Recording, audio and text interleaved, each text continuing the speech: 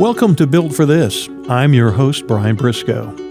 My podcast features captivating conversations with intriguing people who have found purpose in their lives through their career, family, or life experiences, and just why they were built for this.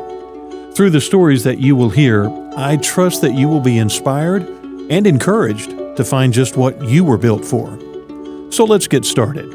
And welcome again into another episode, and I'm extremely happy to join first-time author, but she's well down the road on her book series.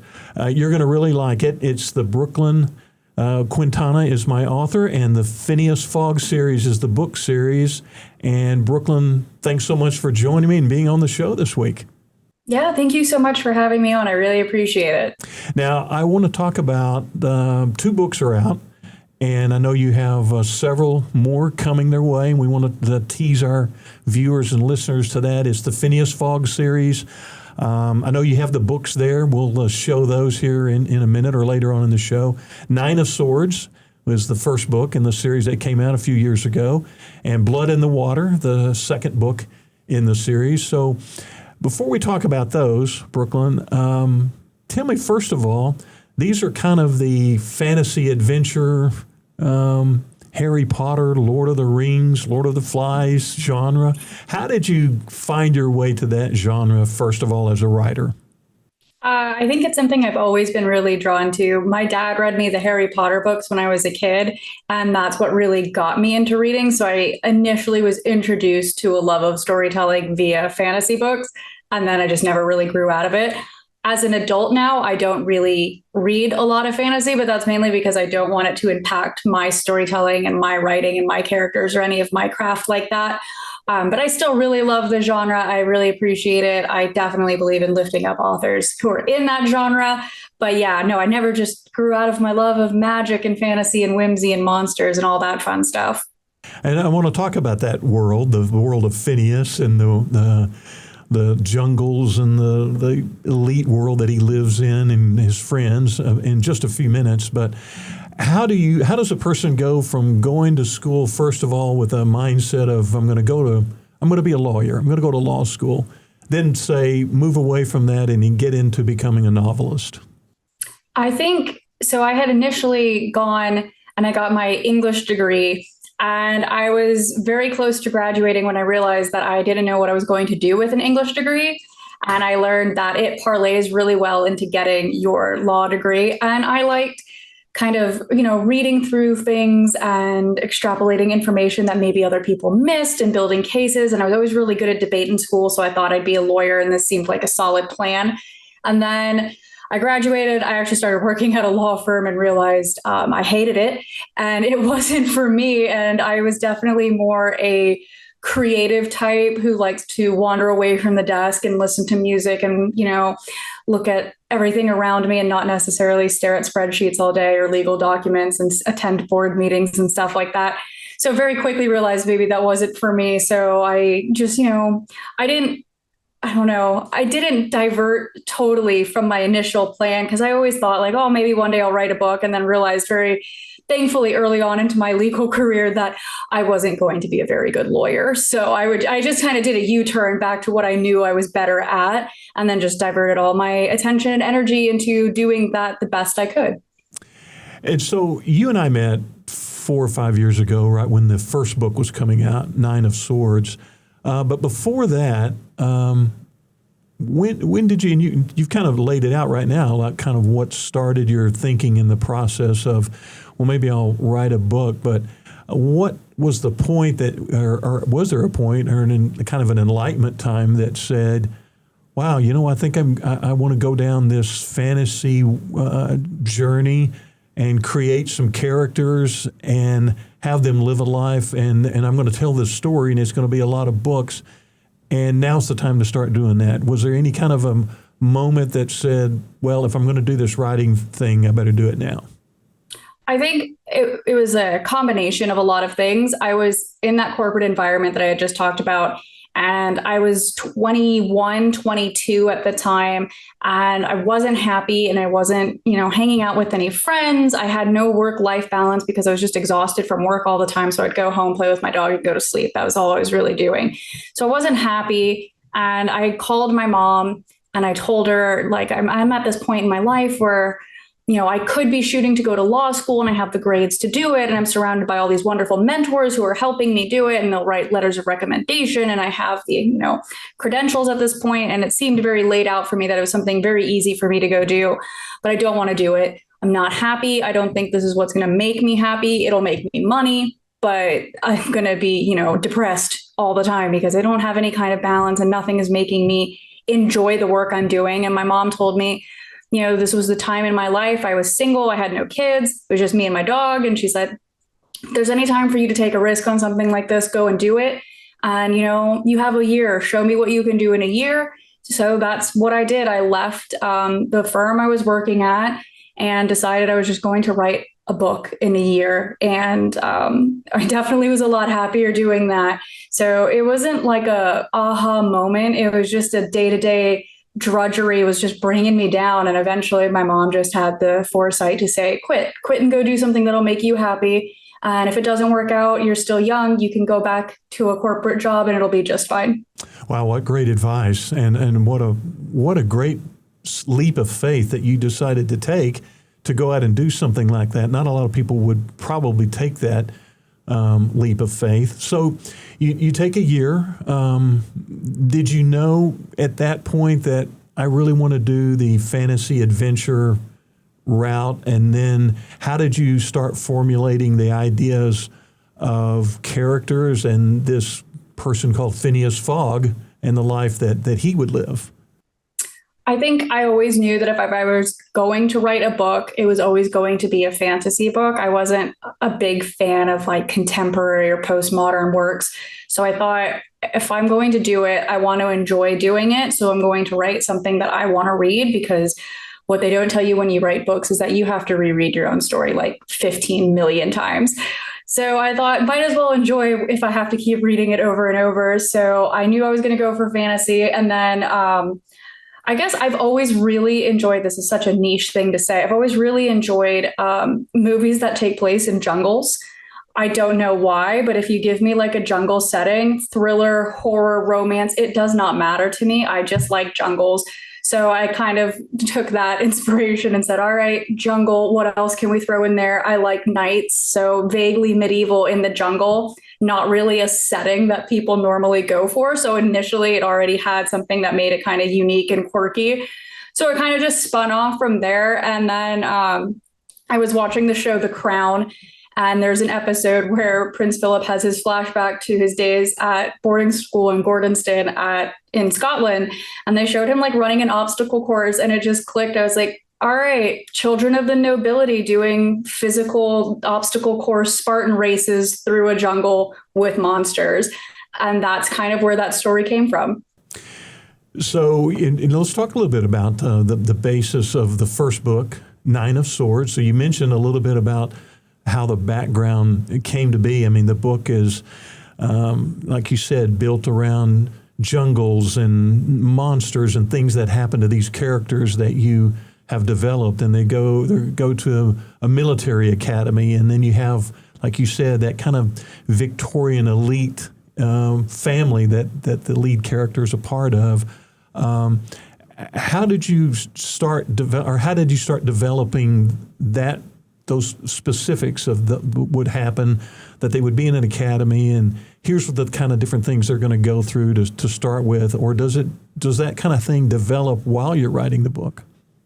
I think it was a combination of being pre-thought out and then developing as I was getting to know my own world and characters. I've always had a real big interest in military history. My dad is like 5th or 6th generation military. I thought about the idea of going into the military at one point. I'm a big fan of reading about Rome and Greece. And there's a thing called the Spartan Agoge, where they took the kids from Sparta at like 8 or something, and they trained them. And then they went through like all these like brutal trainings to desensitize them to certain things so that they'd be able to be stronger and better soldiers. And they just trained them from a very young age. And they, unlike a lot of other societies, also trained the women because they had the understanding and the forethought of that, well, if the male army loses and they get to Sparta, somebody's got to be able to defend, what's left. So I thought it was really interesting to have a vaguely medieval world where it's not just the boys who are at the military academy, but the girls. And I try really hard to not have that.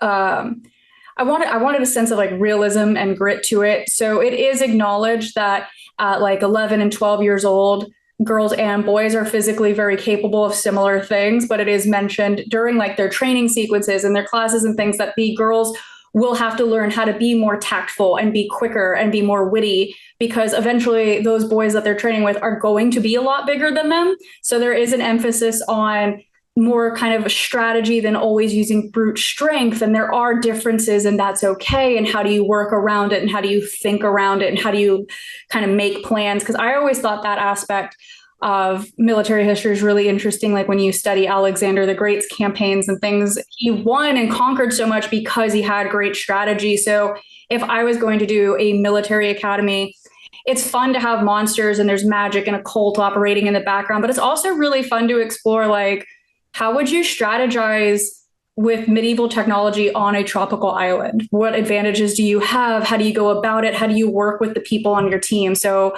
I try to incorporate all of that as well.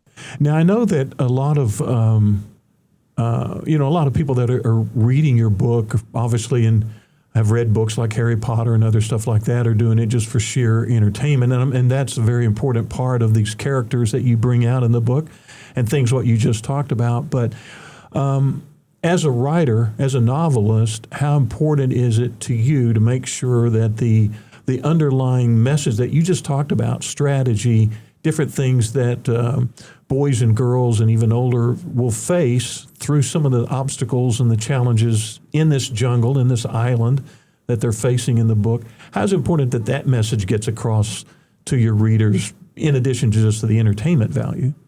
I think it's probably the most important thing, because I think inherently the setting and the story lends itself to a fun time, and magic and monsters hiding in the jungle and a bit of horror with the kids getting kidnapped and everything. It's all inherently interesting and entertaining. So it's more fun for me as an author when I have that setting already going on to lean in kind of the human aspect of it. Like, how would people react? And how do your differences between, all the different kids in Finn's class play into how you get out of a situation or how a situation becomes worse? And it's really fun as you acquaint yourself with your own characters and go through draft after draft to realize that maybe some of your dialogue is really bland and mundane and could be coming from any of the characters, so it's not as interesting. So you tweak it as you go along, because now you know who these kids are and what each of their personalities and their backgrounds are and how they're going to actually respond to things. And I think that reread process really lends itself to giving it a very unique voice, because now when a character says something in the final product, you know that it earnestly has come from that character, because that's who they are. And that's how they would respond to the situation. And Finn may respond to a situation completely differently, and his dialogue sounds like him. So I think that human, realistic aspect in a really crazy, zany fantasy world is probably more fun to me than the entertaining aspect. Yeah.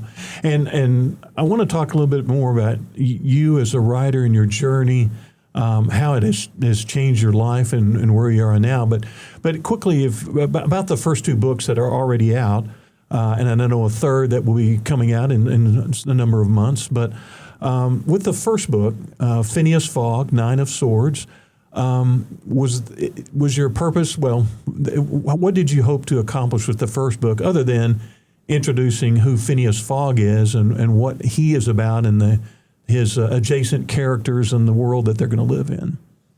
I think the main purpose was to prove to myself that I could do it. And then the secondary purpose was, I really hope I sell books.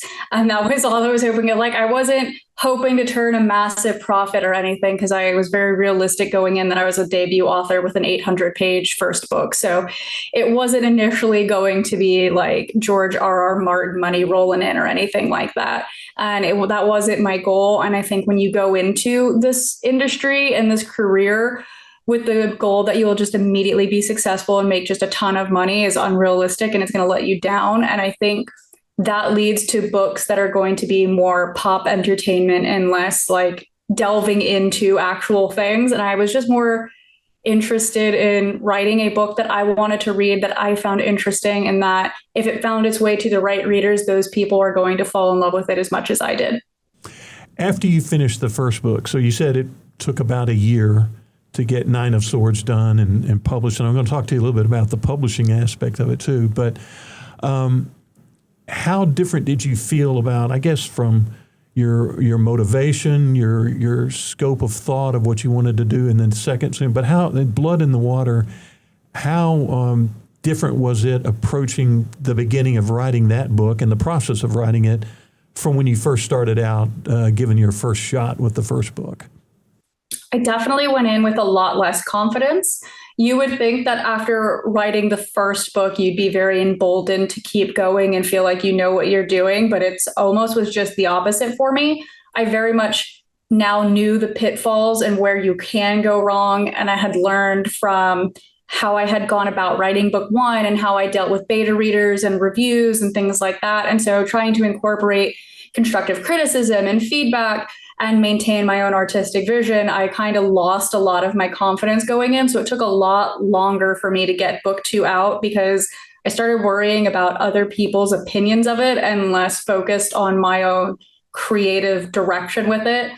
And it took a while to kind of get out of that funk. So I ended up rewriting book two like 3 or 4 times before I ever sent it to my editor, because I just didn't know what I wanted to do with it. And I had to find myself and my spark before I could turn out something that I thought I was going to be proud of. That's an interesting point, because I was going to ask you, the show's called Built for This, which I think you're obviously built for what you're doing now, being a novelist, 2 books in. But your talk about, how difficult the second one was, maybe just from self-confidence and listening to others. And are you learning as a novelist, as a writer, that to find your right space, to find your right spot, blocking out outside noise, that you have to find this creative spot when you really are into the moment and the characters? Definitely. I'm surrounded by friends and family nobody's in a creative field like me. So they'll tell me all the time, like, you got to start writing, you got to get the book done. And I have to re-explain all the time. I'm like, I can't, if I'm not in a headspace to do it, it's just going to turn out bad. And then I have to waste time going back and fixing it because I wrote something bland and indifferent.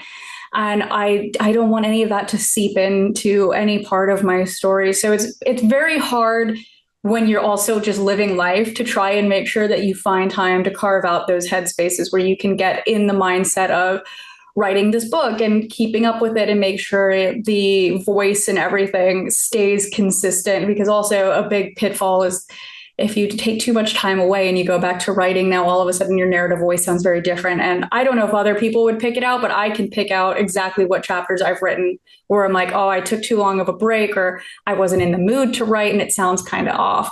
So definitely finding time and space and getting into the head space of getting it done and getting it done right and making sure it sticks to what I have envisioned is hard, but entirely necessary. Yeah. And I'll just throw in here, congratulations, because I know you have a baby on the way. And so trying to juggle time with that and life, I don't even know how you have time to write a book. It's kind of like, now that I know the baby's on the way, I have that due date. So it's kind of this mental finish line where it's like, we have to get at least the first draft ready to go before then, because initially book three was supposed to come out this year. And then so many life events just cropped up with work and my personal life and now a baby on the way that it really did just get kind of pushed to the side for a minute. And not that it's not my forefront of my thought, it is my career and my passion, but sometimes other things do supersede it. And finding that time to try and get that draft ready to go off to the editor before baby time, I find it actually does help me a little bit because now it's constantly on my mind that like I'm going to have to get this done because I'm not going to have time for it come the spring to, keep writing and carving out that space for just me. When you mentioned that the books are running about 800 pages, as a writer, when do you feel like, okay, that's the end of this book? That's the point where now another book is ready to take the story, the adventure. I mean, is there a feel? There has to be obviously a feel for when it's ready to wrap up this time or this storyline, and I'll save the rest of this to develop for the next book. So like you mentioned before, I do have a lot more books coming out. There's going to be 9 in the series. So having that set amount of books and knowing what each book is about already really helps me dictate when we're going to end each book. With book 3, I ended up I know where book 4 is and where it's going, but with book 3, I ended up adjusting the ending because I thought, well, what if we gave this plot more time in book 4 to really expand and focus on that instead of adding it into book 3 so much? So for the most part, I do know where things are going to end, which helps me write. I don't have like a word or page count where I say that's enough. It's just when I feel like we've kind of accomplished the gist of what book 3 or book 2 or book 1 is about, then we can move on. I really do love my cliffhanger endings, though, and I'm not going to stop. So I'm sorry to the people who read these books because I love to give you 10 questions and then answer like 2 of them and be like, yeah, we'll get to the rest of them later because I got 9 of these things. I got to keep people reading. That's right. That's the point. Well, it's nice to know 9 books and 2 are out. So again, we're teasing that the 3rd book is coming in a few months or so. The characters, and you mentioned that as a young girl growing up, books were read to you, but you don't necessarily as an adult now read fantasy adventure just for leisure. I mean, you're writing about it mostly. Where do the characters come from that in this particular book series? Some maybe from younger thoughts, but as you have created them in at least the first 2 books, where that thought process come when then you've developed their characters as you've gone along? I think it harkens back to that phrase that nothing truly original is created anymore. I'm very half in, half out on it because there's definitely aspects of all of my characters that have been pulled from movies or music or books that I loved when I was growing up in those formative years. They're not necessarily carbon clones. They're just like cherry-picked aspects of characterizations that I liked, that I was drawn to because I tend to be drawn to the same kind of character over and over. So obviously those are the kinds of characters I would populate my own story with. But then the originality standpoint of it is that they're thrown into different circumstances and they have different backgrounds. So how do you adapt those personality traits? And then I think a lot of the characterization, I tried to put a little bit of me into each character. So there's no self-insert where you'd be reading, you'd be like, oh, that's Brooklyn. But like Finn likes naps and he's scared of the ocean. And Dot and Mariah they're overly competitive, and Holland takes things too seriously. So they're all just little sprinkles of my personality that's in there because it's really easy to humanize and characterize things in a character's personality that are from your personality because it's very genuine when you talk about like, why are you scared of the water? And Finn can vocalize it. And anybody who knows me is like, oh, that's Brooklyn's exact reasoning. Or Godric doesn't like spiders. Why? They have too many legs. That's what I tell people all the time. It freaks me out. So I think that aspect of having ingested so many stories growing up and then just sprinkling in your own personality aspect really creates those original characters as like an amalgamation of everything. I hope that answered the question. Sure, I got really into my thoughts on that one. Sorry. No, absolutely. And again, if you're kind of joining midway into the episode here, I'm visiting with Brooklyn Quintana. She's the first-time author of the Fynneas Fog series. You're going to make sure and get that. 2 books are out. Nine of Swords, and Blood in the Water. Being a first-time author, you took an interesting approach in publishing. Can you talk a little bit about that? I mean, there's a lot of ways to go and get your book out, a lot of traditional publishing, but what was that like when it came time after you decided, I'm going to be a novelist, I'm going to write a book? Then the next step, obviously, is publishing it and getting the book out. I initially had intended to go the traditional publishing route, and I was querying agents. I actually have my first query rejection letter framed on my bookshelf, sitting next to my 2 published books, because yes, nothing gets you going like spite a little bit. So I was going to do that route. And then the more I was getting into learning about what I needed to do and who I needed to contact, the more like angry I was getting at the current state of the publishing industry. Because if you don't go in with an established social media presence, they don't want you. And if you're not somebody who's already famous, they don't want you. And if you don't write a book that can neatly slot into a genre and hits all of the tropes and is like pop entertainment, they don't want you. And maybe arrogantly, or maybe kind of pretentiously, I was very about the art, and I had put so much of my work and time and energy into this that I didn't want to compromise to make it a pop soapy book to read through that TikTok was going to immediately fall in love with.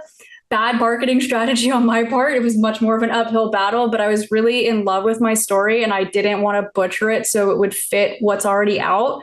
So I kind of just stuck to my guns on it and said, I'll do it myself, and started my own publishing house and imprint, and did it through my own company. So I'm the CEO technically of my own publishing house.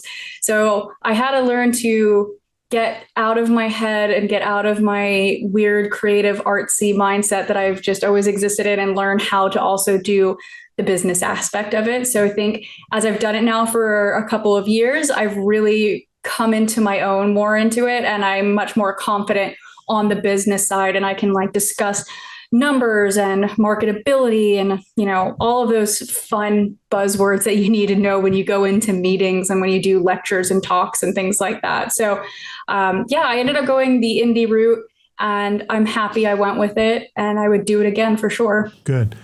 Morpheus Media, is that right? The name of the company? Morpheus Media LLC. That's where you can find the imprint for it. Now, you mentioned art, and I know for everyone, after they see this, they're certainly going to want to follow you on all your social platforms. But you create a lot of very interesting and very entertaining art for the characters in the book. And so how did that get started? I know sometimes I've followed you, and I see that you say that you're doodling, but it's much more than doodling. It's great creative work. How did that come about, and some of the art that you create for the characters? So I had always wanted to be an artist. Clearly throughout this podcast, I've always wanted to be a lot of things I've mentioned. But when I was in school, right, sometimes you just have a lot of interests. I thought about switching my major, much to my parents' disdain, about like halfway through my junior year of college. I was going to go into animation. The school I went to is really known for turning out animators. And so I went to their open house and I watched their presentation, and I immediately walked away, again, probably far too arrogantly. And I was like, oh, I hate their style. I'm not going to do that.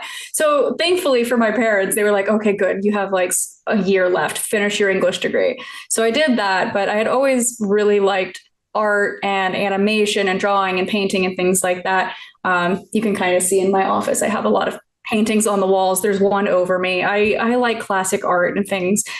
So when I'm not in the mood to sit down and write like 8,000 word chapter, but I am in a creative mood and I don't want to lose it, because when I'm doodling, it helps me think of storylines. I'll just sit down and draw. And I've been teaching myself digital art because I've said since oddly enough, the very first podcast you set up for me on Blatantly Honest with Michaela Nichols, I declared that I was going to do a graphic novel. I've yet to do it, but it is still it's in the works. The plan is after book 3 comes out to start truly earnestly working on that graphic novel. So in the meantime, I'm just trying to develop the skill set to be able to pull it off to where it's a professional level quality.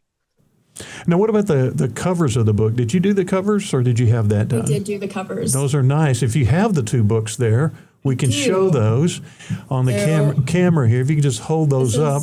There's Nine of Swords. That is the first book. Look at that great looking cover work and the spine. We got some dolphins on the back. I really like the covers. It really gives the theme and the feel for the genre of what we're talking about. And then Blood in the Water. Blood in the Water. I feel like people will initially look at it and say it's not as pretty as book one, but the fun thing about Blood in the Water is it is a Rorschach test of a book cover with little hidden plot details in the splotches and everything. So I kind of really like Blood in the Water's cover better. And it's got the blood splatter, obviously, on the spine because I love my blood splatter. And then book three's cover is pretty cool. I don't have it with me, but it's cool. We don't want to tease that. So there you see the covers and you know what to look for. I mean, I can always find your book on my bookshelf pretty quickly because of the cover of it. Very, very well done there. And you mentioned that the third one is on its way with more in coming. Do you see yourself? Of course, you have 9 books to get done here, and so this question might be a little bit preemptive, but another project beyond this, I mean, I don't know what the timeline is to get 9 books out, but writing something different, or I know having this to do just alone, trying to think about something else might be too much right now. So thinking about things is never too much for me. That's what slows me down. I said it on another podcast, I think last year too, is that when we get to the latter half of the book series, probably like around book 6 or 7, I have a prequel trilogy already planned out, already drafted, already outlined and everything ready to go. The only thing keeping me from getting distracted and working on that instead is that there would be spoilers for book 4. And I think book 4 has a really fun plot twist that I don't want to ruin for people. But yeah, there is another series, but I really like the world that I've created. So even though the prequel series would obviously have completely different characters in a completely different time setting, it's still in the world and it's still involved and still ties in. And I think it's really fun. So I'm looking forward to eventually, at some point, maybe in my 40s, I'll get there, getting to do that prequel trilogy. Well, let's talk about, again, you in your journey as a novelist. I mean, here you are, 2 books are out, the third's on the way. It's been a few years to do all of that. But when you look back, when you left that corporate setting and decided that I'm going to venture out, and you told your parents, your mom, okay, I'm doing this, how different are you now as a writer? What's changed the most, or your perspective on maybe not just life, but what you're doing for your career, why you're built for what you're doing? How have you changed over 4 or 5 years? I think I've definitely matured, not just as a person, but as an artist in all capacities. I think I have a deeper appreciation for the situations that I put my characters through, because now I am older. And I have more life experiences behind me, so I don't have to imagine kind of what some of these scenarios would be like, because I've lived at least a version of it. And I think in terms of my career, I had always thought that I was going to be, just a writer. And if I got lucky, maybe one day I could go to an event or something. And now 4 or 5 years down the road, I do events all the time. I was just on a panel at SuperCon in Miami talking about writing stories in the publishing industry. I've talked to high school kids. I gave a talk recently last month for the Arts Council in my county talking about writing and what it's like to be a modern author. So the scope of what I do has greatly expanded, and I'm really, really appreciative for all the people who have afforded me these opportunities to get out there and get to talk about what I do in front of large crowds of people. And it's really, really cool. As a side note, as another weird hobby I had that I thought I was going to do as a career, I wanted to be an actor. So standing up in front of people and talking to them for an hour doesn't bother me at all. I love it. So it's really cool to get to have these opportunities, especially because I hear from event coordinators and things that so many authors, you have to pull their teeth to get them up there and chat. And I'm like, I'll go back. I'll do it again. I'll give back-to-back talks. Let me up there. So yeah, I definitely think I've matured in my work that I do. I've matured in the way I present myself, because now I have done so many podcasts, and I've been in studios, and I've been on stage, and I've gone to events, and I've had people come up to me and recognize me. So now I've gotten older and I've gotten wiser in what I do, and I know how to kind of act as professional Brooklyn when I'm up there, and not just be like a fangirl nerd and get so excited. And I'm like, oh no, I'm at work right now and these people are talking to me, but I'm still working, even though I have like a super fun job. So I've really grown a lot in that. And I'm really appreciative that I've gotten to do all these things that have helped me grow. And I think that growth has really shown up a lot in how I've written book 3 also. What's the message that you give to someone if they attend one of these conferences or schools that you speak to, who might be in a position that you were in long, long ago, dreaming about being a writer, or perhaps at a job and thinking they would like to be a writer and you were at that position? But what's the message of maybe encouragement or the go after itness that you would give to them? I truly wish I could say I'm a more optimistic, encouraging type. But the thing I always tell kids when they ask me, and they say, I want to be a writer or want to do something creative, I always ask them, like, you have to make sure it's something you want to do, because it is a very hard job and people are going to be mean to you, and people are going to be mean to you in public and online. And it's very hard to sit there and smile and be professional when people say terrible things to you about the work that you've turned out. And in a creative field where, 2 + 2, it doesn't always equal 4 in this job, you have to really, really have a passion for what you're doing. So I would never say to kids, like when I'm at the high schools, I never tell them don't go into a creative career, but I always tell them, make sure it's something you really, really want to do and that you're ready to fight for, because so many people along the way are going to try and knock you down. And you have to have that courage and passion to be able to get back up and keep going without other people helping you. And that's probably not what most people want to hear when they have like a motivational, you can do it career day. But I think it's realistic. I think it would be insane for me to be like, everybody can write a book and it's a perfectly viable career option, because tons of people do write books and tons of people cannot survive off of that income. And you have to do so much more than writing books for 99% of the authors out there. So I try to be more realistic with the kids and be like, you got to really want to do this. And if there's anything else you are good at that will make money, do that first. Like totally pick that job first. But I think if you have the passion for it, I always try to tell the kids, I'm like, do it. Creative jobs are really cool. Like my job's fun. I literally go out and get to talk to them, and that's my job. So it's a twofold, you can do it, but also if there's other options, do those first. Do you see yourself as an encourager, or maybe blazing a trail for other women entrepreneurs or female novelists who maybe want to follow the steps that you've taken? For sure. Like I would love to be able to step into that role. And I feel more equipped now than I did before. And I've had kids, like 15, 16-year-old girls, come up to me who are big readers asking, how do you start writing a book? How do you go about it? And I've offered them encouragement. Here's my email address. Reach out to me if you want any advice or any career help that I can give you. So I was very fortunate to have a mom who was also in that position. So I kind of had that firsthand. So I would love to be in that position to be able to help people or be kind of a role model for what you can get done.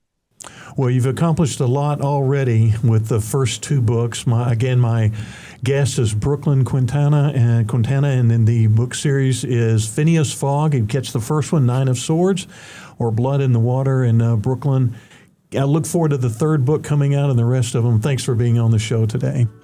Thank you so much for having me. I really appreciate it. And it was so fun to get to talk to you again. Thanks. Thanks for joining me on this episode of Built for This. Be sure to follow Built for This on your favorite listening platform and share it with a friend. Join me on the next episode when I will share entertaining stories of inspiration, encouragement, and purpose-driven experiences. What are you built for?